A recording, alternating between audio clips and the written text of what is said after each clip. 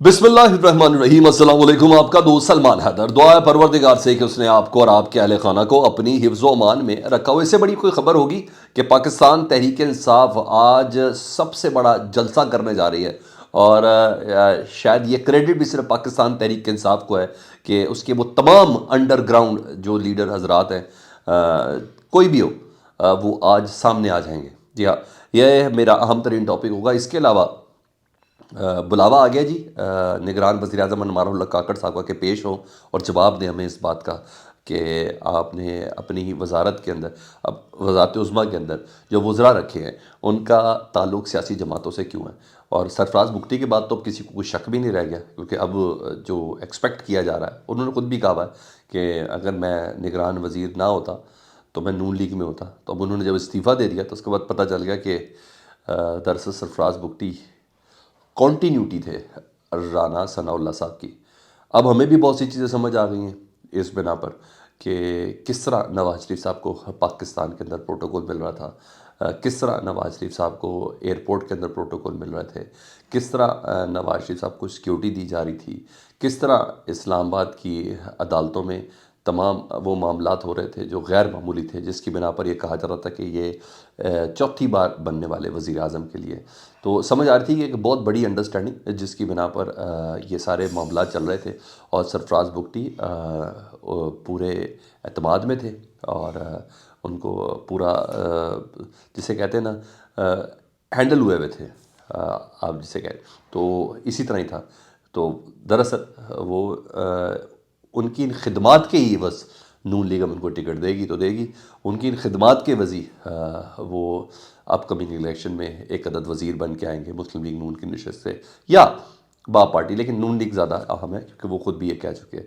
और मैंने कल किसी जगह पे ये कहा, किसी प्रोग्राम में मैं इन्वाइटेड था, आपको कितना मज़ा आएगा कि जब अपकमिंग इलेक्शन होने के बाद अचानक से आपको पता चलेगा कि नून लीग की या बाप पार्टी की मखसूस नशस्त से अनवारुल हक काकड़ साहब सैनेटर बन गए।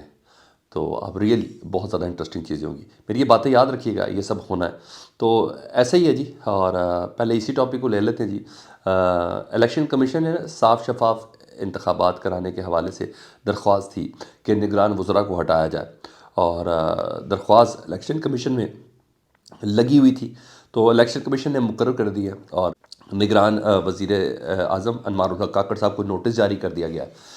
खसूसन निगरान वज़ीर फवाद हसन फवाद और जो मुशीर है आहद चीमा, उनको नोटिस जारी किया गया और इलेक्शन कमीशन 19 दिसंबर 1 बजे, जी हाँ बरोज़ मंगल, इसकी समाअत करेगा। ख्वास गुजार है ना अजीज़ुद्दीन काका खेल, उनको भी नोटिस जारी कर दिया गया है। उन्होंने जानिबदार वज़रा को निगरान कबीना से हटाने की इस्तदा कर रखी थी और चीफ इलेक्शन कमीशन ने कहा था कि शेड्यूल आने के बाद लेवल प्लेइंग फील्ड सबको मुहैया की जाएगी। और ये जो दोनों वज़रा हैं, ज़ाहिर बात है अब तो बुगटी साहब को भी पता चल गया, लेकिन ये जो दोनों वज़रा खसूसन जो है फवाद हसन फवाद और मुशीर आहद चीमा, ये तो वैसे भी आपको पता है नवाज शरीफ साहब के एक देरीना साथी हैं, दूसरे शहबाज शरीफ साहब के देरीना साथी हैं। तो इनका निगरान वजारत पे निगरान हुकूमत में वज़ीर बनना, इसमें कोई बात है कि इस पर शक ना किया जाए, इसके ख़िलाफ़ दरख्वास्त नहीं दी जाए। तो बहरहाल ये दरख्वास्त दे दी कि अब देखते हैं निगरान वज़ीर आज़म साहब खुद पेश होते हैं, अनवारुल हक काकड़ साहब अटर्नी जनरल के ज़रिए पेश होते हैं, क्या है। क्योंकि सरफराज बुगटी साहब के बाद तो पता ही चल गया ना, वो सारी ख़बरें दुरुस्त हो गई कि ये सारे का सारा चीज़ एतमाद में लेके एक ख़ास सिमत की तरफ ले जाया जा रहा है और जो नताइज जिस तरीके से अखज़ करने, तो यही हो। आपको पता है वज़ारत दाखिला ही सारा काम करती है और वो अपने तमाम काम कर चुकी है, तभी सरफराज बुगटी साहब जा रहे हैं। तो बहरहाल अब समाअत के लिए मुकर्रर कर दिया गया, बुलावा उनका आ गया। दूसरा एक ख़बर चल रही थी, बल्कि ख़बर कम थी, कंपेन ज़्यादा थी, बल्कि बयानियाँ बनाने की कोशिश की जा रही थी। आपको पता है पाकिस्तान तहरीक इंसाफ के लोगों को इतना टीवी के ऊपर इतनी एक्सेस तो हासिल है नहीं, जो ज़्यादा बोलते हैं अगले दिन उनके ऊपर पाबंदी लग जाती है, किसी रिटर्न ऑर्डर के साथ ही पाबंदी लग जाती है और वो नज़रों में भी आ जाता है। खौफ तो एक है, मैंने पब्लिक के अंदर खौफ देखा, आप कैसी बात कर रहे हैं। रोड शोज़ के अंदर जो मैंने अभी किए उस पर पता चल रहा था, बात करते हुए डर रहे थे, घबरा रहे थे कि कोई सुन ना ले, कोई ऐसा ना हो। इस हद तक इस वक्त सरासीमी की इस वक्त माहौल के अंदर है। तो उन्होंने ये बयानियाँ बनाई क्योंकि पाकिस्तान तहरीक इंसाफ ना किसी तरीके से कोशिश ये कर रही है कि वो इलेक्शन से किसी किस्म का बाइकआउट कर दे, क्योंकि इतने तर्जुमान हैं नहीं کہ وہ جا کے میڈیا پہ جا کے کلیئر کر سکے. تو بہرحال کل چیئرمین پاکستان تحریک انصاف جو ہے بیرسٹر گوہر صاحب، انہوں نے کیٹاگوریکلی بتایا کہ انہیں کہ کسی قسم کا بائیکاٹ کی تردید کرتے ہیں، کسی صورت میں ہم بائیکاٹ نہیں کریں گے. یہ حق عوام کا ہے کہ وہ کس سے چننا چاہتے ہیں. رہی بات ہماری، تو ہم مکمل تیاری میں ہیں، ہمارا ہوم ورک بھی مکمل ہے، اور دعویٰ کیا کہ ہم آپ کو یہ الیکشن جیت کر دکھائیں گے. ڈیفینیٹلی بڑا دعویٰ ہے ان کا، اور منطق کے ساتھ ہے، اس میں ایسی کوئی بات نہیں ہے. تو یہاں تو یہ بات ہوگی. تیسرا، ایک عرصہ ہو چکا ہے جی الیکشن کمیشن کے پاس عمران خان اور فواد چودھری صاحب کی نا توہین الیکشن کمیشن کے حوالے سے ایک درخواست لگی ہوئی ہے، اور بڑی کارروائیاں، بڑی پیشیاں ہو چکی ہیں. ایون عمران خان صاحب باہر تھے تب بھی یہ تھی، کارروائیاں چل رہی تھی. تو فرد جرم کا معاملہ کٹا ہوا تھا، وہ ابھی تک عائد نہیں ہو پا رہی تھی. تو اب 19 دسمبر کو فرد جرم عائد کرنے کی یہ کارروائی ہے، اور مطلب 22 دسمبر سے پہلے بہت کچھ ہونا ہے، کیونکہ الیکشن شیڈول میں 22 دسمبر بڑی اہم ترین چیز ہے کہ اس کے بعد کوئی نئی درخواست بھی نہیں دے سکے گا. تو وہ بہت کچھ ہونا ہے. تو لیٹس سی، دیکھیں وہاں کہاں تک بات چلتی ہے. لیکن بہرحال یہ سماعت کے لیے منظور ہوگا، اور اڈیالہ جیل کے اندر ہی 19 دسمبر کو الیکشن کمیشن توہین الیکشن کمیشن کے حوالے سے کارروائی کرے گی. اچھا، ایک اور بات سمجھ نہیں آئی.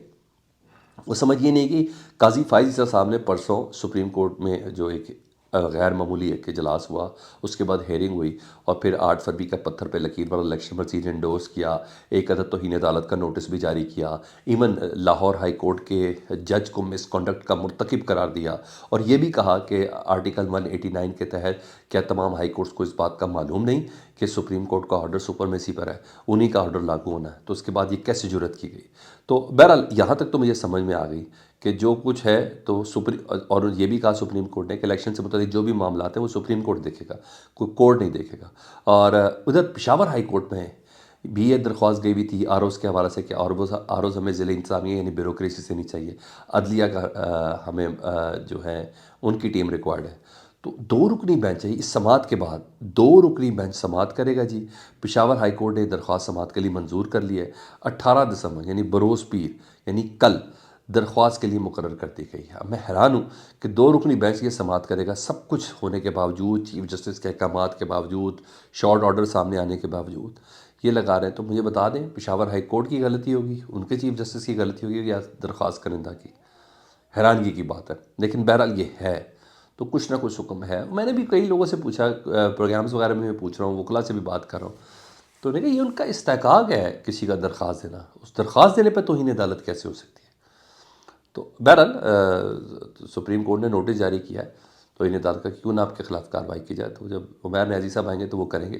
لیکن بہرحال یہ ایک تو بات ہے سامنے. اب آج اس بڑی خبر کی طرف. پاکستان تحریک انصاف آج ایک بار پھر تاریخ رقم کرنے جا رہی ہے، اور پہلی بار ورچوئل جلسہ کرنے جا رہی ہے. اور کریڈٹ پاکستان تحریک انصاف کا ہے جی. ووٹر کو آپ کو پتہ ہے جلسے میں شرکت کرنے کی اجازت نہیں ہے، اور انتظامیہ کو جلسہ کرنے کی اجازت لی ہے جو لیڈر حضرات پی ٹی آئی کے. تو کچھ نہ کچھ تو طریقہ رکھنا ہے کہ نا. الیکشن کی کمپین شروع ہو چکی ہے کہ ایک انٹریکشن کا عمل تو ڈیولپ رہے. تو لوگ بہت زیادہ انڈر گراؤنڈ ہیں، اور پبلک انہیں دیکھنا چاہتی ہے. تو وہ تمام افراد آج اس ورچوئل جلسے کے ذریعے شریک ہوں گے، ان کا خطاب بھی ہوگا، سب سنیں گے بھی. اور مطلب ایک کہا جا رہا اندازہ ہے کہ لاکھوں کی تعداد میں آج لوگ اس ورچوئل جلسے کے اندر شریک ہوں گے. مطلب ٹک ٹاک، ٹویٹر، یوٹیوب اور فیس بک پر بڑی تعداد آج پاکستان تحریک انصاف کا پیغام سنے گی.